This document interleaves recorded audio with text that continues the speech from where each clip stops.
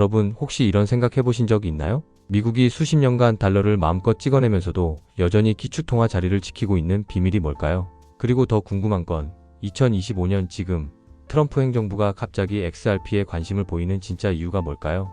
오늘 이 영상 끝까지 보시면 여러분은 XRP가 단순한 암호화폐가 아니라 미국이 달러 패권을 유지하기 위해 반드시 필요한 전략적 무기라는 충격적인 사실을 알게 될 겁니다. 매도 타이밍을 연구하는 메타연입니다. 1단계 미국이 범한 치명적인 실수. 자, 먼저 기본부터 차근차근 설명해 볼게요. 1971년 닉슨 쇼크 이후 달러는 금과의 연결고리가 끊어졌습니다. 그 순간부터 미국은 무제한으로 달러를 발행할 수 있는 특권을 얻었죠. 하지만 돈을 풀면 반드시 풀린 그 유동성을 어딘가에서 흡수해야 합니다. 생각해보세요. 만약 풀린 돈이 그냥 시장에 떠다니기만 한다면 어떻게 될까요? 당연히 인플레이션이 폭발하고 달러 가치는 폭락하겠죠. 그래서 미국이 풀어낸 달러는 지난 50년간 주식, 부동산, 금 같은 자산으로 흘러들어갔습니다. 화폐 가치가 떨어진 만큼 자산 가치가 올라가게 되어 있는 거죠. 이게 바로 유동성 흡수 메커니즘입니다. 그런데 여기서 미국이 범한 치명적인 실수가 하나 있었어요. 미국 정부는 국채를 발행해서 달러를 찍어냈습니다. 부채로 돈을 만든 거죠. 문제는 그 유동성을 흡수할 자산을 정부가 충분히 확보하고 있지 못했다는 겁니다.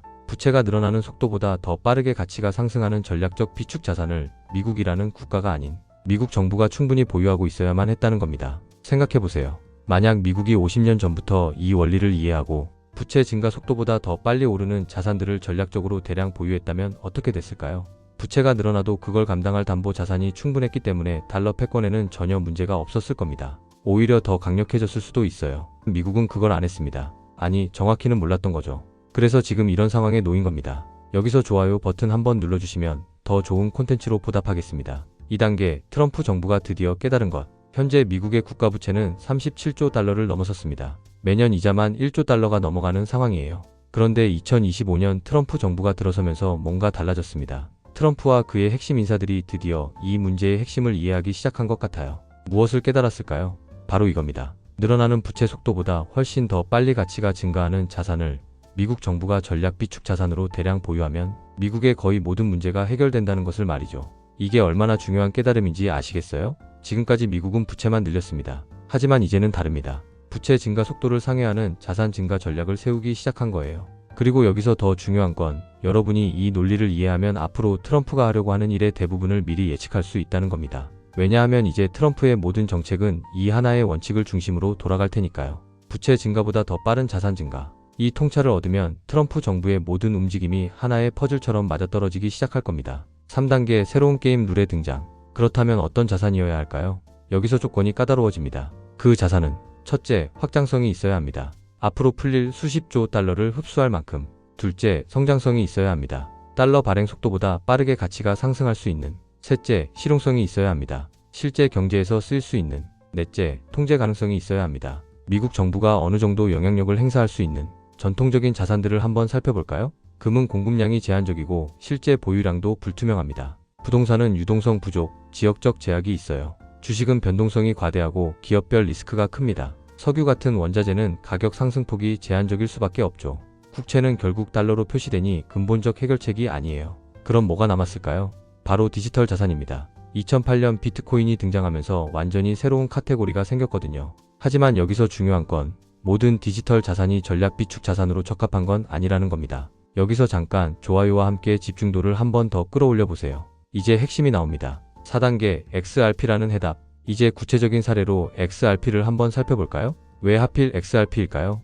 XRP는 다른 암호화폐들과 달리 애초에 글로벌 결제 시스템을 위해 설계된 자산입니다. 확장성을 보면 초당 1,500건 이상의 거래 처리가 가능해요. 전 세계 은행들의 실시간 결제에 충분한 용량입니다. 효율성은 어떨까요?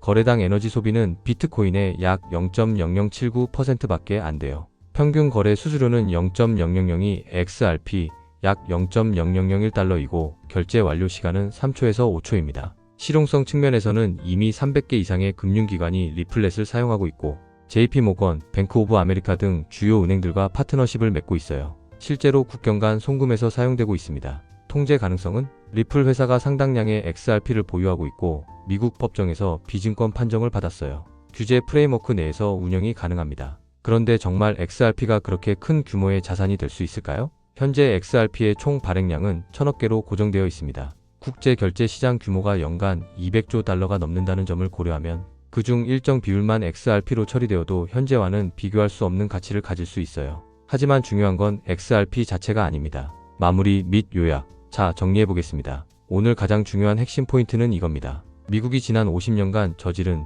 치명적인 실수는 부채 증가 속도보다 더 빠르게 가치가 상승하는 전략적 비축 자산을 충분히 확보하지 않았다는 것입니다. 하지만 2025년 트럼프 정부가 드디어 이 문제를 깨달았습니다. 이제 미국 정부는 부채보다 더 빠르게 증가하는 자산을 전략적으로 보유하려 할 겁니다. 그리고 여러분이 이 논리를 이해하면 앞으로 트럼프가 하려는 대부분의 정책을 미리 예측할 수 있게 됩니다. 왜냐하면 이제 모든 정책이 부채 증가보다 더 빠른 자산 증가라는 하나의 원칙을 중심으로 돌아갈 테니까요.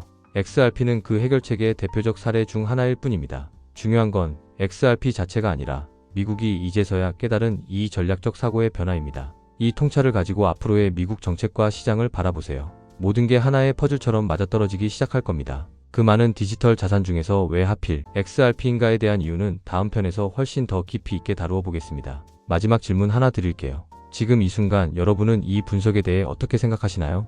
댓글로 여러분의 생각을 들려주세요. 그리고 이 영상이 도움이 되셨다면 좋아요와 공유 부탁드립니다. 감사합니다. 오늘도 마지막까지 메타형과 함께 해주신 모든 소중한 구독자님들을 진심으로 사랑합니다.